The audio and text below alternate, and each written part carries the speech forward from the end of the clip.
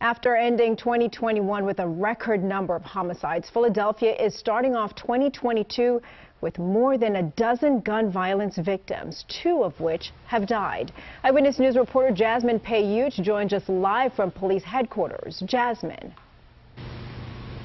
Alicia, as fireworks rang out last night, so did gunshots. Police confirming at least 14 people were shot, 2 were killed, one of them only 16 years old. Philadelphia's first homicide of 2022 happened around 1 o'clock this morning. Police say a 33-year-old man was at a party in the city's Feltonville neighborhood when he was shot multiple times and pronounced dead on the scene. 2 other women were also injured but are expected to recover. About 20 minutes later, police responded to the 1600 block of Cecil B. Moore near Temple University's campus, where they found 5 people shot. One of the victims, a 16-year-old boy, was shot in the back of the head and pronounced dead at Temple University Hospital. Bedford County investigators just arrested 2 wanted men for crimes including a deadly shooting at a pizza restaurant. It happened at Lago Pizza in Manita. The Bedford County Sheriff's Office says Clifton Minter hurt and robbed Shamanique Mickle around midnight. They say Mickle returned hours later and ended up in a confrontation with 49-year-old James Sipos before shooting and killing him. Now Mickle is facing a number of charges, including second-degree murder. Clifton Minter Houston police say a woman is dead and a man hurt after a shooting at a bar in Southwest Houston. Investigators say it all started with an argument, but they're not sure what that argument was about. Officers were called around 2 this morning to the 5-9 Hookah Bar and Lounge on Willcrest near West Belfort. According to police, the male victim was allegedly attacked by a group outside, and then several others tried to step in to help. That's when the group fired nearly 20 shots, hitting the woman and the man. Thankfully, the man is expected to survive. If you know anything about the shooters, Bladen call County Houston deputies police. are looking for the person who they say killed a man and injured a woman in a New Year's Eve shooting in Clarkton. Investigators found Irvin Ripley dead from a gunshot wound to the head shortly after 8 o'clock at a home on Mercer Mill Road. A 53-year-old woman was hurt and taken to a Fayetteville hospital. She's expected to recover.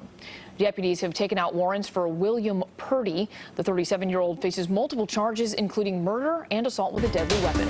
Well, 2021 ended with a record number of Portland families heartbroken. There were more homicides than ever before, and it took less than 2 hours into 2022 for gun violence to start again.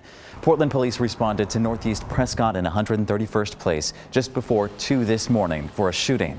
They found 3 victims. 1 was pronounced dead at the scene. Another died at the hospital. The 3rd is expected to survive. Police did not find anyone to arrest and are again asking people to come forward to catch who did this. Portland also started 2022 with even more deadly shootings overnight. In the Argay Terrace neighborhood, 2 people were killed in a shooting that happened on Northeast 131st Place near Prescott. One of the victims died at the scene. Another was taken to the hospital but later died there. A 3rd man was hurt in the shooting, but their injuries are not considered life-threatening. If you have any information on this shooting, contact Portland Police. Yeah, good evening. That's right. The second person of interest that police were looking for today, 26-year-old Exandria Harris, just turned herself in here to the Bradley Police Department. We were told she is now being transported to the Kankakee County Jail. We spoke exclusively with her attorney tonight. Charges have been filed. She maintains her innocence. She's a mother of 3 children and she's pregnant. Attorney for Exandria Harris, Phil Haddad, wouldn't share her involvement in the shooting that night that left 49-year-old Bradley Police Sergeant Marlene Ritmanick killed and 27-year-old Officer Tyler Bailey fighting for his life, but saying she turned herself in voluntarily. This after 25-year-old Darius Sullivan was also taken into custody in North Manchester, Indiana, near Fort Wayne today. Indiana State Police say it was a traffic stop at 3:30 this morning that led authorities to the North Manchester home. Cell phone video shows police clearing the house, people walking out with their hands in the air. I feel good for her. You know, there was no need for her to die or either one of them to be shot. I'm really pulling for him that he's going to make it. It's relief. Sullivan is now being transported back to Kankakee County. Harris is being taken to jail, alleged to have been in the hotel room that night at Comfort Inn when Sergeant Ritmanick and her partner were shot. Officer Bailey remains in critical condition tonight at Christ Hospital in Oak Lawn. I think we all pray for the family. That's really all we can do. Now, Harris's attorney tells me charges have been filed and she will appear in bond court on Monday. We'll, of course, keep you updated if anything changes. But for now, reporting live in Bradley A New Year's tonight, Eve party turned tragic after a mass shooting in Gulfport, Mississippi. 7 people were shot, 3 of them killed, and a 4th victim is in critical condition. Paul Dudley has more from the chief of police. Guns, drugs, alcohol, it's a recipe for disaster. This Gulfport neighborhood turned into a crime scene over the weekend as a New Year's Eve party turned deadly. A total of 7 people were shot, 3 were killed. As Gulfport police try to find the shooters, they say they need witnesses to come forward. For us to solve this and bring justice to this family, we need the public's cooperation, somebody to come forward and say enough's enough. Take back your neighborhood. Gulfport police say the shooting happened after a fight. The Sun-Herald reports there were multiple people firing shots from handguns and assault rifles, and that there were at least 24 people at the party. It's just frustrating that these same individuals are able to go on and on carrying out this violence. No arrests or suspects have been announced. As the investigation continues, the police chief says he knows the victims and their families will be forever changed by this senseless violence. Their fathers, their brothers, their sons who have lost their lives or are going to be scarred for the rest of their lives from what happened last night. Paul Dudley, Eyewitness News. The Sun-Herald reports victims are 23-year-old Corey Dubose from D'Iberville, 28-year-old Cedric McCord of Gulfport, and 22-year-old Aubrey Lewis of Bay St. Louis. Police are investigating a deadly shooting in Sun Valley. This happened around 11 o'clock this morning near Vineland Avenue and Sunland Boulevard. Investigators say the shooting took place very close to a children's play yard at the Sun Valley Rec Center. 1 person died at the scene. Police have not released the identity of the victim or a description of a suspect. More on the rundown tonight in the news. A violent start to this new year. Already we've had multiple shootings all over. One of them was at a party. Here's Dave Kinchin.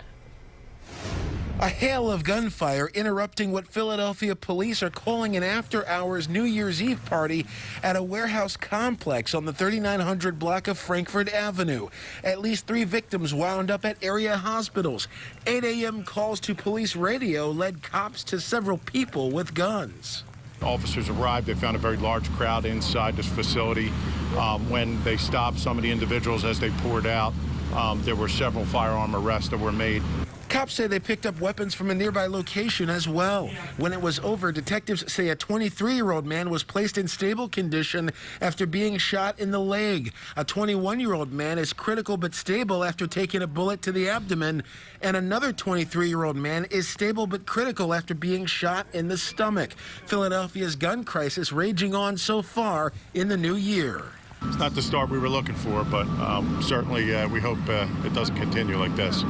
Meantime, Police Commissioner Danielle Outlaw says after last year's tragic milestone for murders in the city of Philadelphia, the police department will be relying more on forensics and DNA to solve shootings and to hopefully keep those numbers down for 2022. In Northeast Philadelphia, Dave Kinchin, the new year Fox 29 is off to News. a deadly start, unfortunately, in Birmingham tonight. Police investigating 2 homicides.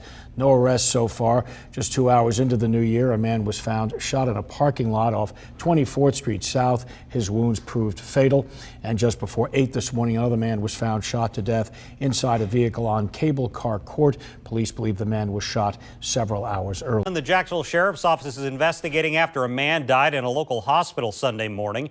He was found lying outside of a car in the Seal Apartments on the south side. Detectives are speaking with people who live in the apartments. News4Jax reporter Bree Isom joins us live. Bree, you spoke with a resident who has surveillance footage of the incident. Police say it's helping in the case.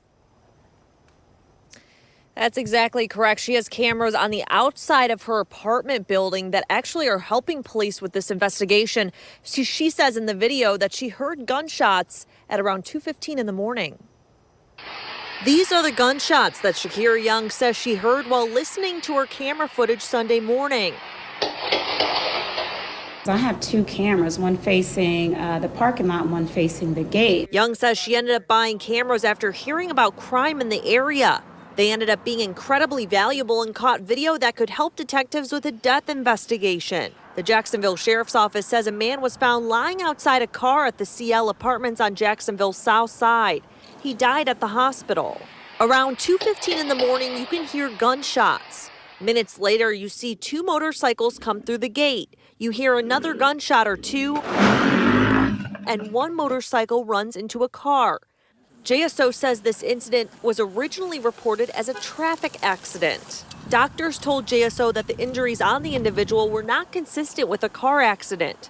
Young says she wishes she knew more about what happened and is scared more incidents like this one will continue to happen. It's scary, and it's more scary when apartment complexes do not voluntarily give out this information in detail, because tenants would be more ready to get cameras to help the police.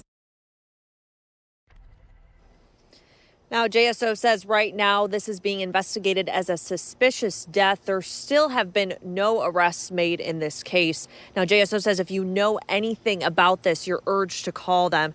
And coming up at 11, this isn't the only incident that's happened in this area recently. I'm reporting live. Bree Isom, Channel 4. All right, good evening. I'm Jasmine Miner. We start with breaking news tonight. One person is dead after a shooting on the city's west side. This happened on West Walnut Street. You're looking at the scene right there. The victim or suspect's identity has not been released yet, and there's no word on what led up to the shooting. As always, we'll give more details as it becomes available. This shooting, though, marks the second homicide of 2022. We had a violent start to the new year. Kenosha police are trying to figure out who shot 4 people early this morning. It happened at a bar on 52nd Street near 17th Avenue. Police say they got there right before 4 a.m. as cars were speeding off and people were running away.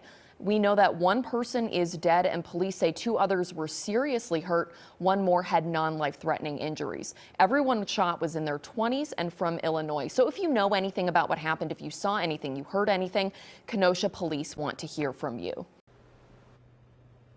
Shari, after a senseless year of gun violence that has gripped the city, 2022 is not off to a good start. Police say at least 14 people have been shot and 2 of those shooting victims are dead. We just spoke with council member Kenyatta Johnson, who spoke about the senseless gun violence and how it needs to end this year.